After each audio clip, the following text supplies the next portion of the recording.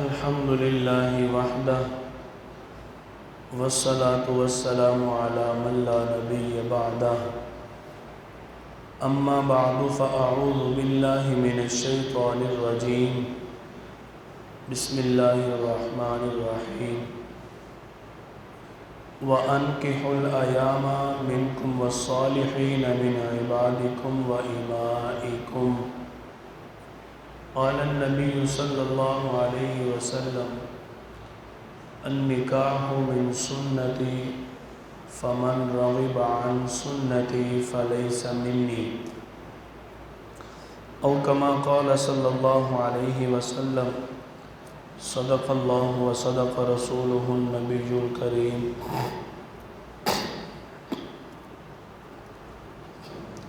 اللهم صل على محمد وعلى آل محمد كما صليت على إبراهيم وعلى آل إبراهيم إنك حميد مجيد اللهم بارك على محمد وعلى آل محمد كما باركت على إبراهيم وعلى آل إبراهيم إنك حميد مجيد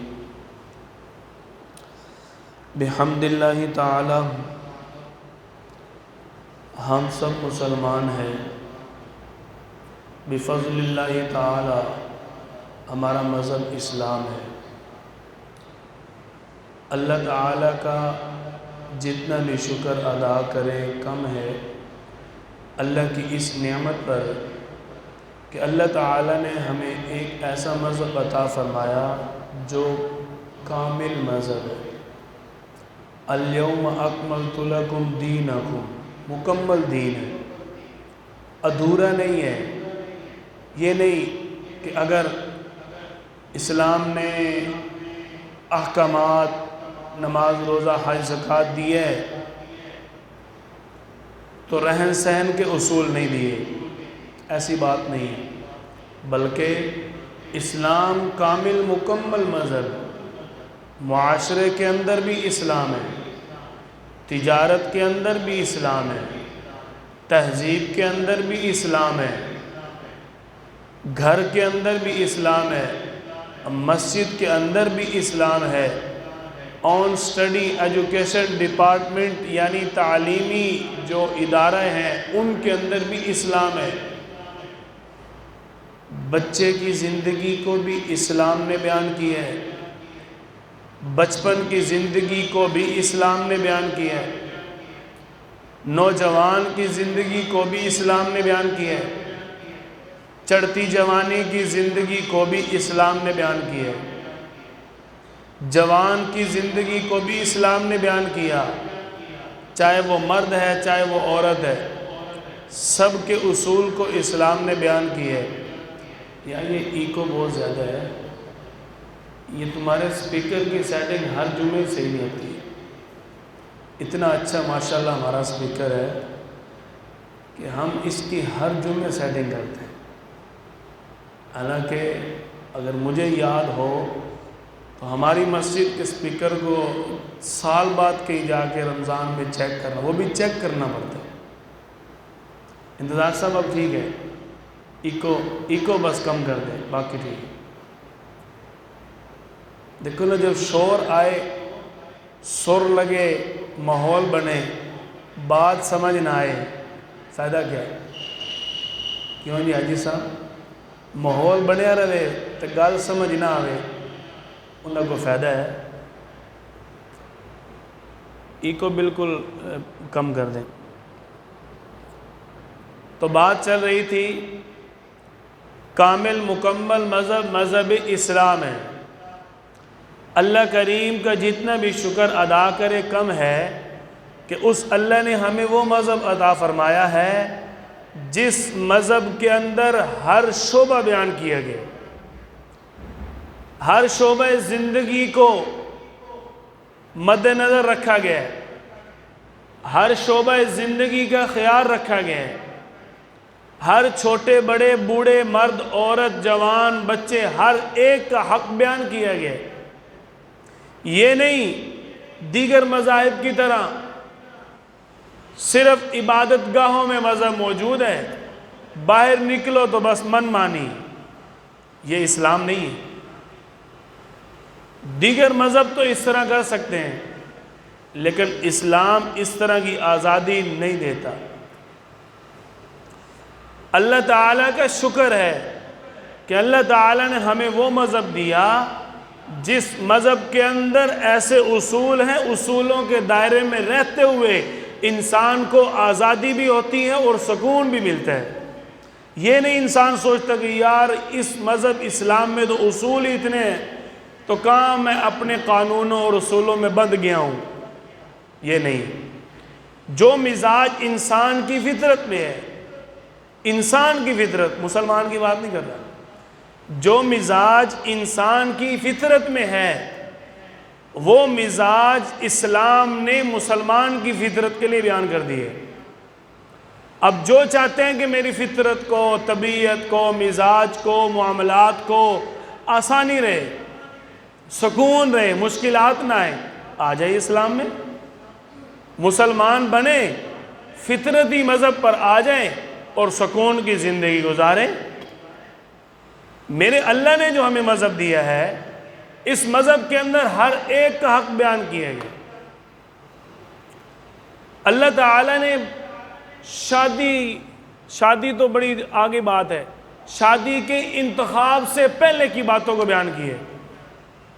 وَأَنْكِحُوا الْأَيَامَ، نکاح کرنے کا حکم آ رہا ہے نا، اس سے بھی پہلے کو اللہ تعالیٰ نے بیان کیے کہ نیک بیوی ہو، با اخلاق بیوی ہو، مرد نیک ہو، با اخلاق ہو، اچھے رشتے طے کیے جائیں۔ یہ کس لیے بیان کیا جا رہا ہے؟ کہ ایک گھر بننا ہے، اسلامی گھر بنے، سکون والا گھر بنے، اچھے اخلاق والا گھر بنے۔ اگر رشتے ہی اچھے طے نہ ہوئے تو گھر اچھا کیسے بن جائے گا؟ یہ اور بات عرض کر دیتا ہوں، درمیان میں آ گئی، رشتے اچھے تب بنیں گے جب اسلام کے حکم کے مطابق نکاح ہوں گے۔ جب گرل فرینڈ، بوائے فرینڈ، جھوٹی دوستیاں، حرام کاری، اس طرح کے تعلقات ہوں گے، من پسند کی شادیاں ماں باپ کو چھوڑ کر جب یہ کیا جائے گا تو گھر میں سکون نہیں ہوگا، سوال ہی پیدا نہیں ہوتا۔ مزاج ہے انسان کی فطرت کا، مزاج ہے اسلام کا، دو مزاج ہیں۔ یہ دونوں تب میچ ہوتے ہیں جب ایک طرف اسلام ہو اور دوسری طرف فطرت ہو، پھر میچ ہوں گے۔ یہ اسلام کے خلاف ہو اور دوسری طرف فطرت ہو، میچ نہیں ہوں گے۔ جب تک یہ میچ برابر مساوات ان کی آپس میں نہیں ہوگی تب تک مزاج میں، طبیعت میں سکون نہیں آنا۔ اسلام فطرت کے مطابق ہے، فطرت چاہتی ہے کہ میں جس کو ملوں وہ بس میرا ہی ہو۔ کیوں جی ایسے ہی حاجی صاحب؟ فطرت یہ کہتی ہے نا کہ میں اگر اپنے آپ کو حاجی صاحب کے ساتھ تعلق جوڑتا ہوں تو حق ہے کہ حاجی صاحب بھی میرے ساتھ تعلق پورا جوڑیں، اور اگر میں ادھورا تعلق جوڑوں گا تو دوسری طرف سے بھی تعلق ادھورا آئے گا۔ یہ ہے فطرت، اور اسلام کیا ہے؟ نکاح والے تعلق کو عرض کر دیتا ہوں۔ اسلام کہہ رہے ہیں کہ نکاح کرنا ہے، اس کے بعد تعلق شروع ہوگا۔ آپ دیکھیں اگر نکاح کر کے تعلق جوڑا جائے، جس طرح خاوند اپنی بیوی کے لیے اس کا ہو جاتا ہے، اسی طرح بیوی بھی اس کے بعد اس کی ہو گئی۔ یہ فطرت ہے۔ دیکھو نا، میں نے پہلے مثال عرض کی ہے، انسان کی طبیعت یہ چاہتی ہے، مسلمان کو ایک دفعہ اسلام کو، مسلمان کو ایک دفعہ سائڈ پہ کرو، اسلام کی بات نہیں کر رہا، ہر انسان کی بات کر رہا ہوں۔ انسان یہ چاہتا ہے کہ جس کے ساتھ میرا تعلق 100% ہے، وہ میرے ساتھ تعلق 100% رکھے، وہ 2 نمبری نہ کرے، کنجوسی نہ کرے، ڈنڈی نہ مارے پیار کرنے میں، تعلق نبھانے میں، دھوکہ نہ دے۔ یہ انسان کی فطرت کہتی ہے۔ اور اسلام کیا کہہ رہا ہے؟ اسلام بھی یہی کہہ رہا ہے کہ جس کے ساتھ تعلق جوڑو اس کا پورا حق ادا کرو، چاہے ایک بندہ تعلق جوڑ رہا ہے، چاہے دونوں آپس میں تعلق جوڑے، پورا حق ادا کرو۔ فطرت کے مطابق اسلام تب فٹ آئے گا جب ہم نکاح کو رواج دیں گے۔ لڑکوں کا لڑکیوں کے ساتھ دوستی کرنا، وہ تو ادھورا تعلق ہے، وہ تو پورا تعلق ہے نہ ہوا نا۔ ادھورے تعلق میں پھر ذلت ہے۔ پھر کبھی کہتے ہیں جی ماں باپ نے کہا تھا، اجازت لے کے ماں باپ سے پوچھ کے شادی کی تھی۔ بھئی پوچھا تھا، پسند تو ماں باپ کی نہیں تھی نا۔ ایک ہے اجازت، ایک ہے چاہت۔ ماں باپ کی چاہت کے خلاف شادی کی ہے تو چاہت نہیں ملے گی۔ اجازت لی تھی، بس اجازت کے گزارا مزارا تو پھر ہوتا رہے گا۔ پھر کہتے ہیں میری گھر والی کی میرے ساتھ بنتی نہیں ہے۔ اگر گھر والی کے ساتھ بنانی تھی تو نکاح کرنے سے پہلے جو اصول اسلام کا تھا اس کے مطابق رہنا تھا۔ وہ اصول کیا تھا؟ نکاح سے پہلے کوئی تعلق نہیں، جیسے نکاح ہو گیا اب وہ ساری تیری ہے، تو سارا اس کا ہے۔ اور فطرت کے مطابق یہی انسان چاہتا ہے کہ جس کا میں سارے کا سارا 100% ہو گیا، وہ سارے کا سارا 100% میرا ہو، پھر میری طبیعت میں سکون ہے۔ اور میاں بیوی کا تعلق عام تعلق نہیں ہے۔ نکاح والا عمل عام عمل نہیں ہے۔ نکاح والے عمل کے اندر کتنی طاقت ہے۔ آپ صلی اللہ علیہ وسلم امام الانبیاء ہیں۔ آپ صلی اللہ علیہ وسلم کے اندر 40 جنتی مردوں کی طاقت ہے۔ اللہ تعالی نے اتنا بڑا مقام دیا، جس ہستی کی آج تعریف غیر مسلم بھی کرتا ہے، وہ بھی اگر سب سے زیادہ اپنے منصب کے بارے میں کسی کو اہمیت دے رہے تو اپنی گھر والی کو دے رہے۔ غار حرا میں تھے، نبوت ملی، سب سے پہلے آگے کس کو بتایا؟ اپنی گھر والی کو۔ تو یہ جو تعلق جوڑ لیا، اس سے پہلے وہ گھر والی ایک مالدار خاتون تھی، اس سے زیادہ کوئی نہیں جانتا تھا اس کو، حضرت خدیجہ رضی اللہ عنہا کو۔ لیکن جب آپ صلی اللہ علیہ وسلم نے نکاح کر لیا، آپ اس کے ہو گئے، وہ آپ صلی اللہ علیہ وسلم کی ہوگی، اب ہر راز کی بات اس تک پہنچے گی۔ کیوں؟ وہ سارے کے ساری میری ہو گئی ہے۔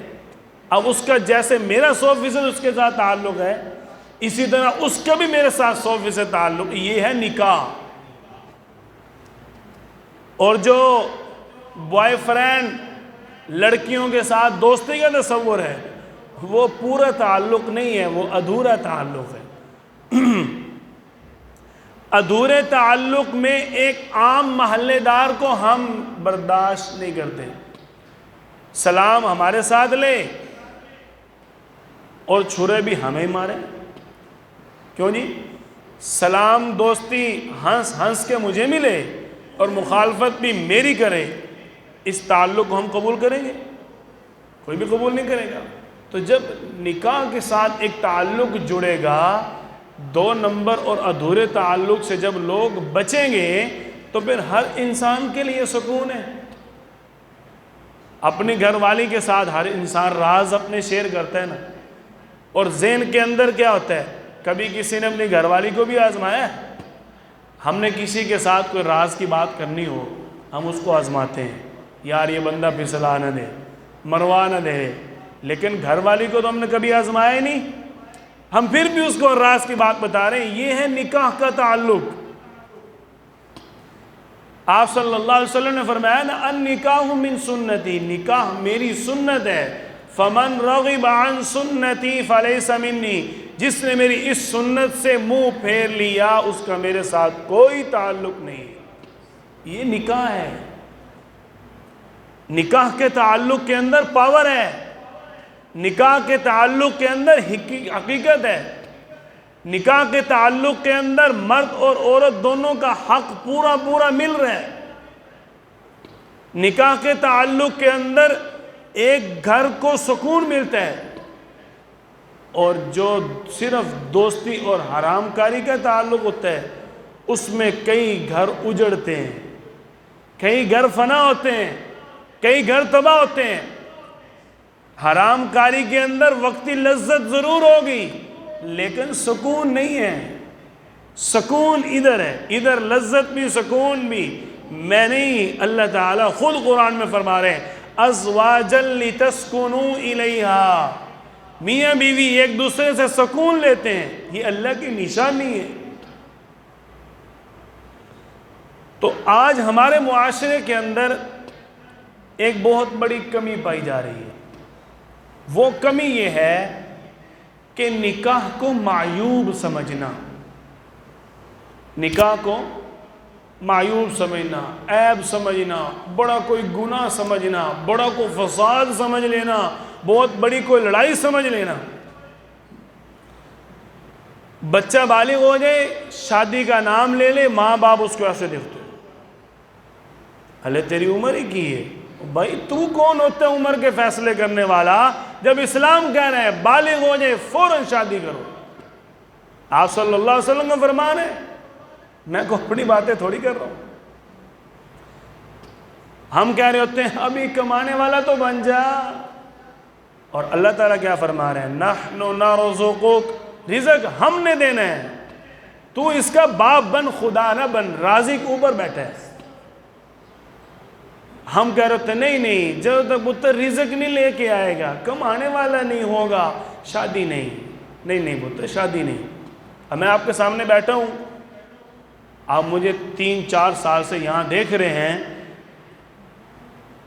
میری شادی پڑھائی کے دوران ہوگی تھی، ابھی 2 سالہ تعلیم رہتی تھی، وقوف علیہ درجہ، مشکات شریف کا درجہ تھا میرا، اس درجے میں امتحانوں سے پہلے میری شادی ہوگی، اس کے بعد بھی 2 سال پڑھا، تو کیا ہو گیا؟ جب میں پڑھتا تھا بحمداللہ اس وقت میرے پاس ایک بیٹا بھی تھا اور میں پڑھتا بھی تھا۔ اس طرح کی سینکڑوں مثالیں ہیں۔ اب بھی میرا ایک دوست ہے، وہ یہاں مدرسے میں پڑھتا ہے، اس کے بعد 2 بچے ہیں، وہ رہتا مدرسے میں ہی ہے، مہینے بعد گھر جاتا ہے۔ تو کیا ہو رہا ہے؟ یہ نحن نرزقک، اور رزق بھائی اللہ نے دینا ہے۔ نہ نکاح کو معیوب کرو، نہ نکاح کے اندر مشکلات پیدا کرو، نہ نکاحوں میں پابندیاں لگاؤ، نہ اس طرح کی رسم و رواج اور قید لگاؤ جس سے ہمارے معاشرے میں زنا عام ہو جائے۔ جس بچے کو تو رزق کی قید لگا کر نکاح سے روک رہا ہے، وہی اپنی گرل فرینڈ کے نمبر پہ بیلنس کروا رہا ہے، رزق ضائع ہو رہا ہے کہ نہیں؟ وہی پیسہ لگا کر زنا کر رہا ہے، رزق ضائع ہو رہا ہے کہ نہیں؟ اور بھائی اگر تو اس کو پہلے ہی لا دے، تیرا پیسہ کہیں اور نہیں جائے گا، تیرے گھر آئے گا۔ تو نکاح والے عمل کے اندر اللہ تعالیٰ نے قدرتی ایک سکون رکھا ہے۔ نکاح والے عمل کے ذریعے ہمارے گھروں کا ایک نکھار ہے، گھروں میں سکون ہے۔ ہماری ساری گھریلو جتنی خرابیاں ہیں ان کی سب سے بڑی جڑ آج نکاح بنی ہوئی ہے۔ نکاح کرنے سے پہلے کے معاملات اچھے نہیں، بعد کے اچھے نہیں، اولاد کے ساتھ اچھے نہیں، اس کی وجہ سے پھر ہم در در کے دھکے اور پریشان ہوتے ہیں۔ نکاح کے اندر جتنی بھی آج قیدیں ہم نے لگائی ہوئی، اسلام میں کوئی بھی نہیں ہے، اسلام میں کوئی بھی نہیں ہے۔ نیک ہو اور با اخلاق ہو، آپ اس کو دیکھ کے رشتہ کر دیں۔ اسلام نہیں کہہ رہا کمانے والا ہو، اسلام کہہ رہا ہے سب سے بڑی خوبی اس کو فالو کریں کہ وہ نیک ہونا چاہیے۔ بالغ ہونا چاہیے، شادی کا اہل ہونا چاہیے، بس یہ ہے نکاح کر دو۔ اگر آپ کے اندر اتنی طلب آ رہی ہے تو آپ اپنی اولاد کے لیے 2 نفل کر کے مانگ لو۔ دنیا کے اسباب کے پیچھے دوڑنے سے بہتر ہے مسبب الاسباب، وہ رازق جو سب کو رزق دے رہا ہے۔ اللہ تعالیٰ فرماتے ہیں کہ وَمَا مِن دَابَّةٍ، کہ جتنے بھی چوپائے ہیں، اللہ یحمل رزقها، تم نے دیکھا ہے کہ کبھی کسی رزق نے کسی جانور نے اپنا رزق اپنے کندھے پہ اٹھایا ہو؟ کبھی دیکھا ہے؟ سارے کھا ہی رہے ہیں۔ جب جانوروں کو اللہ دے رہا ہے، تم تو اشرف المخلوقات ہو، تم تو بڑے اعلیٰ ہو۔ اس لیے اس کی وجہ سے نکاح کو قید نہیں کرنا چاہیے، روکنا نہیں چاہیے۔ اللہ تعالی ہمارے حال پہ رحم فرمائے اور ہماری اس بڑھتی ہوئی معاشرتی کمزوری سے ہم سب کی حفاظت فرمائے اور حاسدین کے شر سے ہم سب کو ہمیشہ محفوظ فرمائے۔ وما علینا الا البلاغ۔